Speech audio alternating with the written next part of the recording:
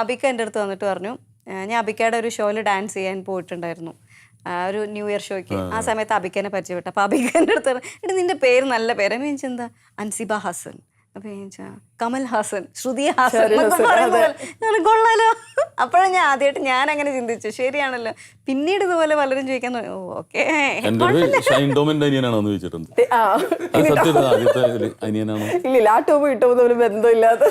അല്ല, ഞങ്ങള് 2 സിനിമയിൽ അഭിനയിച്ച ഒരുമിച്ച് അഭിനയിച്ച ഒരു പ്രശ്നമില്ല കേട്ടോ. ഇപ്പൊ കേസ് ഇപ്പൊ നമ്മുടെ പരാതി തന്നപ്പോഴാണ് ആദ്യമായിട്ട് അമ്മയിലൊരു ഇത് വരുന്നത്. വീണ്ടും ഞാൻ തിരിച്ചതിലേക്ക് കൊണ്ടുവരുന്നതല്ല.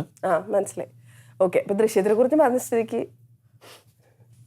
3 എപ്പോ വരും? 3 അല്ല, ഭയങ്കര ക്ലീഷേ ക്വസ്റ്റ്യൻ ആണെന്ന് എനിക്കറിയാം. എന്നാലും ദൃശ്യം 3 എപ്പോ വരും അറിയില്ല. ഇപ്പൊ ഡയറക്ടറും പ്രൊഡ്യൂസറൊക്കെ പറഞ്ഞിരിക്കുന്ന അത് മാത്രമേ എനിക്കും അറിയുള്ളൂ. ഓക്കെ, അപ്പൊ പോലീസ് ഡേ ഈ പറഞ്ഞ മാതിരി റിലീസ് ചെയ്യാത്ത സിനിമകളൊക്കെ ഉണ്ടായിട്ടുണ്ട് എന്ന് പറഞ്ഞു. പക്ഷെ ഇത് റിലീസ് ചെയ്യുന്ന പോലീസ് ഡേ റിലീസ് ആവാനിരിക്കുകയാണ്. അത് കാണാനിരിക്കുന്ന പ്രേക്ഷകരോട് എന്താണ് പറയാനുള്ളത്? ഒരു സംവിധായകന്റെ ഏറ്റവും വലിയ ആഗ്രഹമാണ്, ശരിക്കും പറഞ്ഞാൽ ഒരു പ്രഗ്നന്റ് ലേഡിയെ പോലെയാണല്ലോ ഡയറക്ടേഴ്സിനെ എപ്പോഴും നമ്മൾ പറയാം, അത് നന്നായിട്ട് ഡെലിവർ ചെയ്യണം. എന്നിട്ട് ആ കുഞ്ഞിനെ കാണുമ്പോഴാണല്ലോ ആ ഒരു സന്തോഷം ഉണ്ടാവുക. നന്നായിട്ട് വളർന്ന് വലുതായി അപ്പൊ അത് അല്ല, അപ്പോൾ ഇപ്പൊ എനിക്ക് ഒരുപാട് സന്തോഷമുണ്ട്. ഞാൻ കുറച്ച് കാലത്തിന് ശേഷമാണ് ഒരു മൂവിയിൽ ഒരു കുറച്ച് ലെങ്തി ആയിട്ടുള്ള ഒരു നല്ല കഥാപാത്രം ചെയ്യുന്നത്. അപ്പം അതിൻ്റെ ഒരു സന്തോഷമുണ്ട്. അതെനിക്ക് ഓഫർ ചെയ്തതിൽ ഡയറക്ടറോടും അതിൻ്റെ പ്രൊഡക്ഷനോടും ഒക്കെ ഒരുപാട് നന്ദിയുണ്ട്. കൂടെ അഭിനയിച്ച ടിനിച്ചേട്ടൻ, മറ്റു ആർട്ടിസ്റ്റുകളുടെ അടുത്തൊക്കെ താങ്ക്സ് ഉണ്ട്. അതുപോലെ തന്നെ അപ്പോൾ അതിൻ്റെ ഒരു സന്തോഷവും എക്സൈറ്റ്മെൻറ്റും എനിക്കുണ്ട്.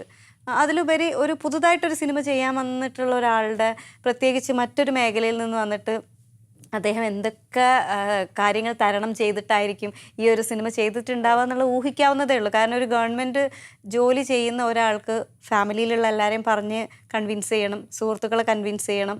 ഫാമിലി മെമ്പേഴ്സ് പറഞ്ഞാൽ വീട്ടിലുള്ളവർ ചിലപ്പോൾ സമ്മതിക്കുമായിരിക്കും. ഇത് കഴിഞ്ഞിട്ടുള്ള കുറേ ഫാമിലീസ് ഉണ്ട്, ബാക്കി ഫാമിലീസ് ഉണ്ട്, അവരെയൊക്കെ കൺവിൻസ് ചെയ്യാന്നൊക്കെ പറഞ്ഞാൽ ഭയങ്കര പാടാണ്. ഇതൊക്കെ ചെയ്ത് ഒരു സിനിമ വരികയാണ്. അപ്പോൾ അത് വിജയിക്കുകയാണെന്നുണ്ടെങ്കിൽ ഒരു നല്ല സംവിധായകനെ വാർത്തെടുക്കുകയാണ് എല്ലാവരും. അപ്പോൾ അയാൾക്കൊരു അവസരം കൊടുക്കുകയാണ്. അദ്ദേഹത്തിന് ഇനിയും ഒരുപാട് നല്ല പടങ്ങൾ ഇവിടെ ചെയ്യാൻ പറ്റട്ടെ. അപ്പോൾ നമ്മളെയൊക്കെ ഓർക്കാൻ പറ്റട്ടെ. ഫസ്റ്റ് കുട്ടി നമ്മളെപ്പോഴും ഓർത്തിരിക്കുമല്ലോ. അല്ല, നമ്മൾ ദുബായിൽ നിന്ന് വരുത്തിച്ചിട്ടാണ് അൻസിബനെ അഭിനയിച്ചത്. ഞാനിവിടെ നിന്ന് വിളിച്ചു പറഞ്ഞു, അമ്മ വഴി വിളിച്ചു. കാരണം അവിടെ വേറെ ജോലി ചെയ്തോണ്ടിരിക്കുകയാണല്ലോ. ഞാൻ വിളിക്കുമ്പോൾ തന്നെ അൻസിബ താത്തഞ്ചുകള ദുബായിലാണോ ഇവിടെ ആണോ എന്നാണ് ചോദിക്കുന്നത്.